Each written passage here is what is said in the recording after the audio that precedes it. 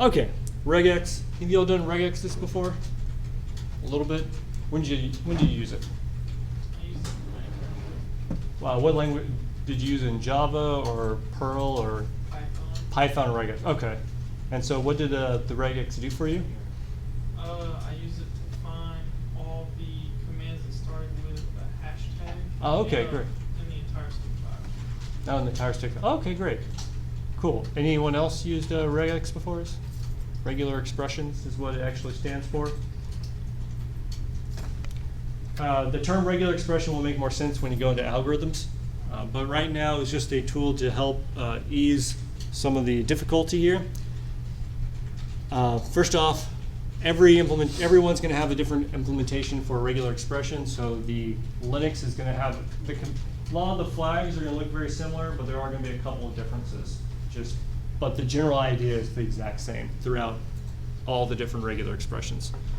So first off, you have a star, which I used to call splat. Looks more like a splat to me. It presents all the possible combinations when you're trying to look for something. So for example, if we're up here in practice and I do ls on files fil star, what this is telling me is I want to get a listing of all the files that start with fil and then have any number of characters afterwards. When I say any number, that means 0, 1, 2, or more characters afterwards. So what files should be printed out? File3 and file.txt. All right. Everyone, we're good? The other one's a question, which means it has to match the exact position, and there has to be exactly one character right there, but it can be any character, but it has to be one character. So for example, if I do file question mark .txt, it'll just do, no such file or directory. Yeah, that's because it doesn't exist, huh? Nice. File question mark, then you have file 3. But notice that file.txt didn't get printed off because question mark says it has to have one exact character right there. That's why the other command failed, because there wasn't anything that matched that regular expression. You can combine these. So I can do ls star file star, which basically says has any number of characters beforehand as the word file followed by any number of characters afterwards. So what should this print out? All of them. The first 3. The first 3. It won't print out out.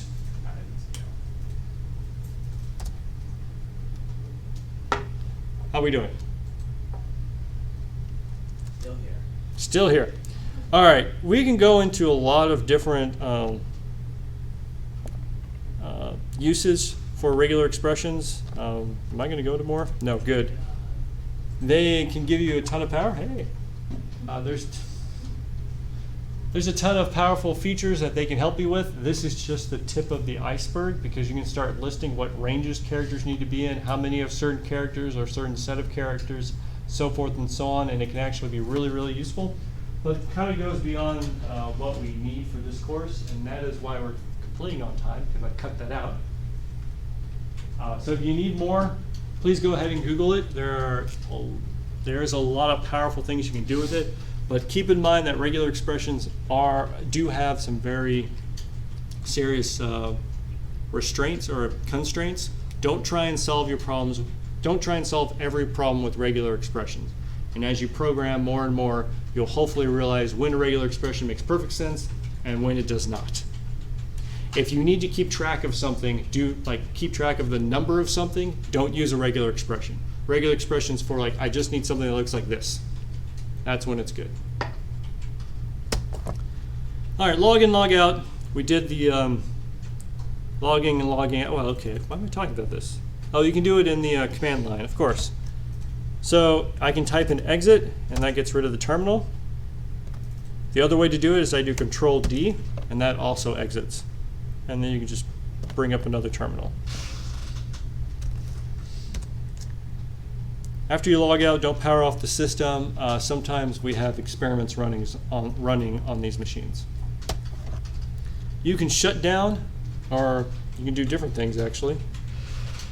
You can run the shutdown command. I'll just say you run shutdown and you can tell the whole machine to shut down. Great. As well as reboot. I don't know why this is under regular expressions. You can reboot as well. And you can use the manual page to find more of it. Great. All right, I know I kind of went through that fast. Just know that they're out there.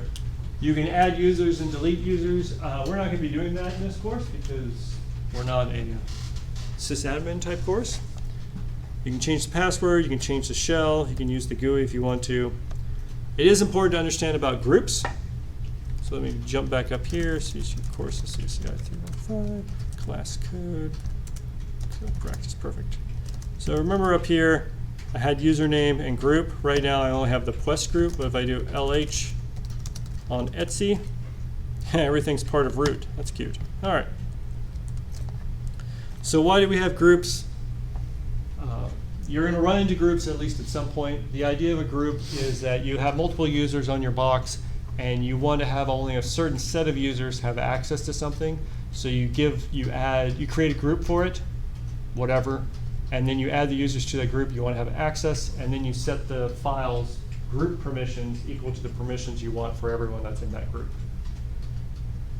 Role-based security, if y'all are familiar with that. All right, so you can change the group, change the ownership, and chmod it. Good. This is where we need to start talking about some permissions.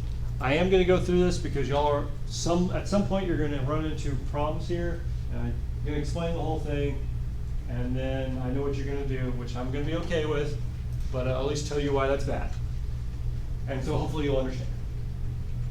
All right, the best way to use the chmod or change modification, I just like to call it chmod. Sounds better. You have a number between 0 and 7 inclusively, and reading is 4, writing is 2, execute is 1. Therefore, 0 means you have no permission. You can't read to it, write to it, or execute it. 4 means you can only read from it. You can't write or execute. 5 means you can read and execute the file. 6 means you're allowed to read and write, and then 7 is full permission to do everything. Notice that you add the numbers to figure out what you want, and because of arithmetic, number theory, you can get all the combinations you want. All right. So let me go up here. Well, actually, let's do this. So chmod, before you have a file, ignore that first dash. These 3. Read, write, execute for the owner, read and execute for the group, read and execute for the world.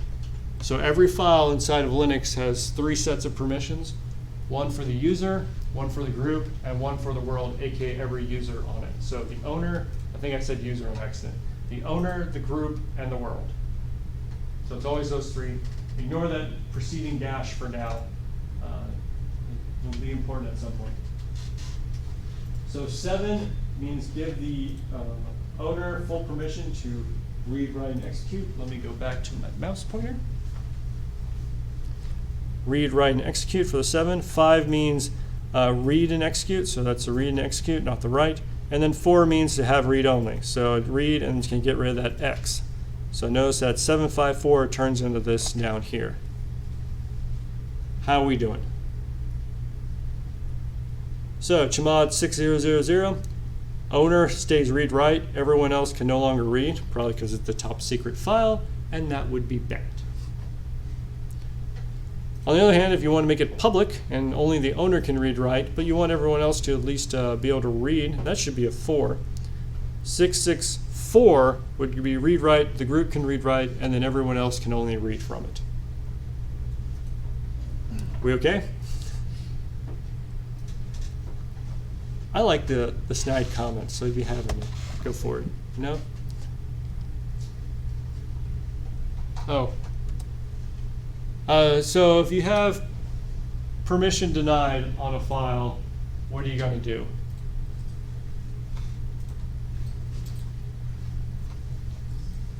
For example, I can go up here, and where are we? Right here. So I go chmod 000 on out. How you do cat on out? Permission denied. Because it doesn't have the correct permissions. So what can you do? Right, so change mod. What should I change it to? 777.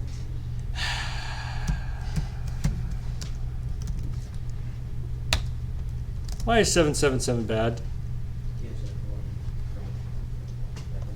Right, so if you have a password file, should it be 777? God, no. But does it fix all your permission issues? Yeah. It does the job at high cost. I know you're going to do this. I'm going, please avoid it for as long as you can. But if you bang your head against the keyboard for 15, 30 minutes, chmod 777. By the way, you can pass the recursive flag -R, and that'll recursively do it for the directory and everything inside of it. So I'm not going to run this command, but if I did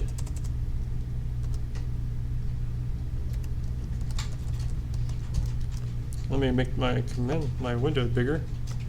What is that going to do? Just make everything. All files. Right, I'm going to attempt to make every single file on my machine 777. Pretty much gives everyone access to all of your stuff.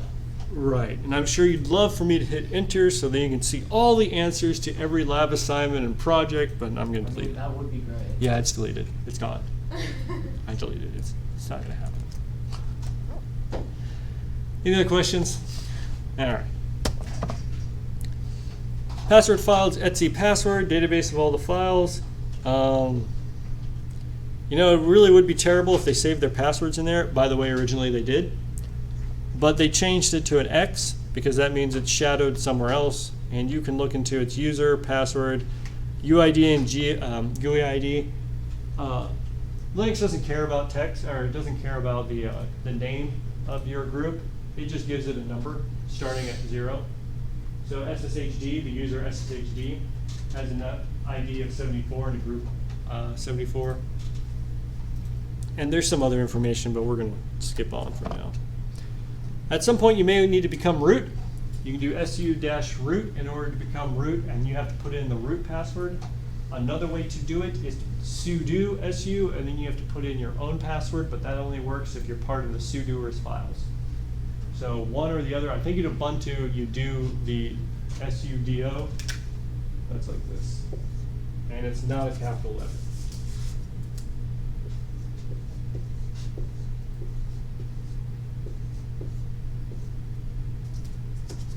And then you put in your username password, and then you become root. Oh, wow. You're going to go through all this in OS? I'm not going to go through this. We ain't got time for that. All right, quota. I have not instituted a quota on any of these machines. You're all using your laptops, which would be great. Please don't, if you're on these machines, please don't fill up the hard drive and make me have to put in quotas. That's just going to be annoying for myself and then every other user. But I can make a quota such that you only can use so much disk space on the machine. How are we doing? We're going to go to lab 1. Oh, we might be done in time. Oh, that'd be beautiful.